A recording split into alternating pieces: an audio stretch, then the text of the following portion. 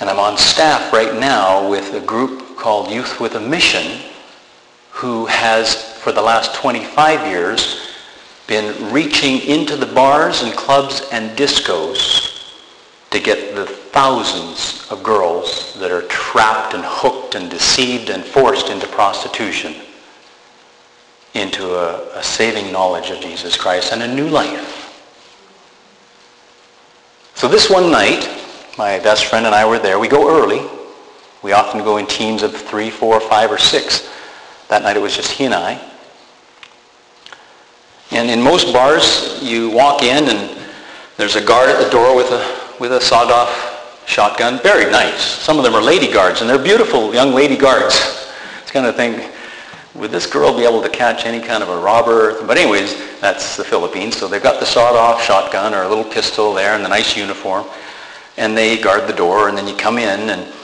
And we found a bench kind of that went the full length of this wall. And we sat down there, and there's tables. Then there's tables out here, and then there's a stage. Not quite as far as that wall. There's a stage with mirrors across the back. I hope none of you have ever been in that bar, or a bar like that, but that's the way most bars are in the Philippines.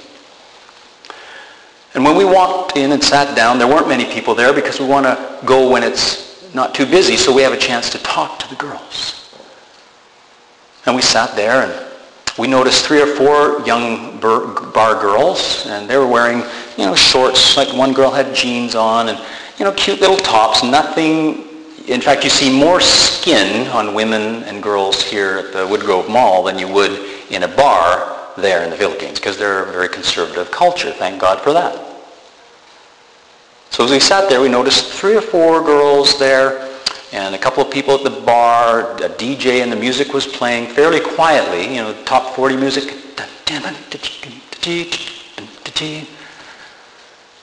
And the girls that are there, and they're coming in more and more often, every few minutes another girl comes in from above because they're getting ready to go to work.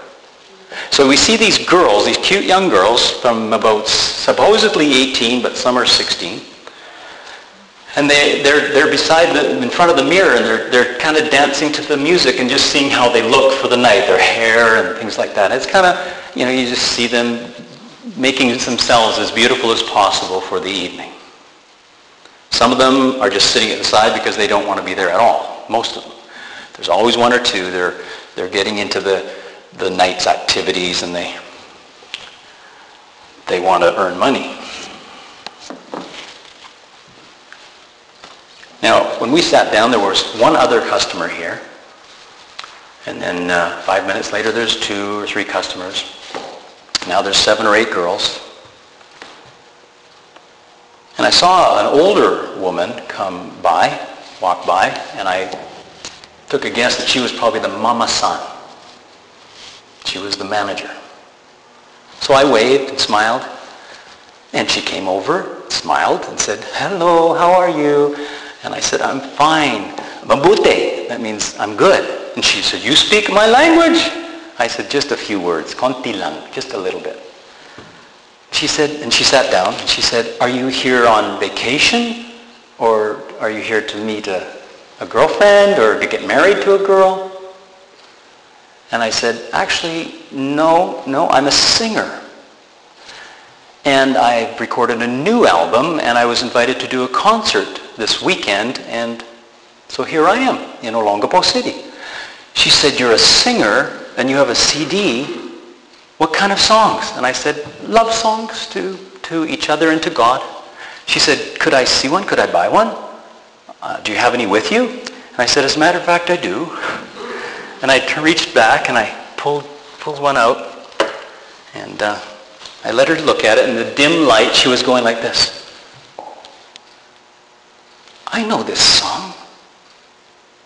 The warrior is a child. I know that. So I surrender all. I know that song." People, we are the reason. You raised me up. I love that song. Could I listen to some right now? I said, "Sure." She took my CD, walked over to the DJ. Now there's about 9 or 10 girls, and 2 or 3 of them are kind of in front of the mirrors like this, to the music. There's about 4 or 5 customers. And all of a sudden, blessed assurance, Jesus is mine. And the girls are going, oh, what a foretaste of glory divine. They're starting to dance in the mirror to God-honoring songs and hymns. And I thought, isn't this interesting? In a pit of dark despair that Satan has blinded everyone in there, basically, Jesus is being raised up. She came back. The second song started. I think it was Great is Thy Faithfulness or something like that. I can't recall. She sat down and we started talking. And we had about 10 minutes talking. And I said, how long have you worked here? And she said, I've been here 3 years. And I said, do you like working here? She said, I don't want to work here. But I have to support my 3 sons because my husband, boyfriend, left a few years ago. I couldn't earn enough as a laundry lady, so here I am. I said, oh. And she said, your music, I love your music. Good voice. I said, thank you. God bless you. Thank you.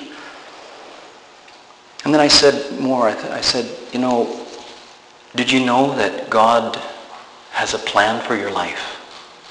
And it's much, much better than being here every night until 2 or 3 a.m. Are you interested in a new life? Have you ever thought about that? What do you think God thinks about you working here and the other girls that are working here? And I could see a tear beginning to well up in her eyes. We're now on about the 4th song. There are now maybe 8 or 10 customers or more, and there are about 10 or 12 girls. And as the tear began to well up in her eyes, it didn't drop, it didn't fall.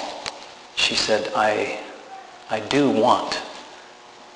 want something new. I want something new. But then she paused, and someone got her attention, and she said, you know, I need to go now. We're getting busy, and I need to change the music. I'm sorry, but I want one of those CDs, and I'll buy one. I said, you don't worry about that.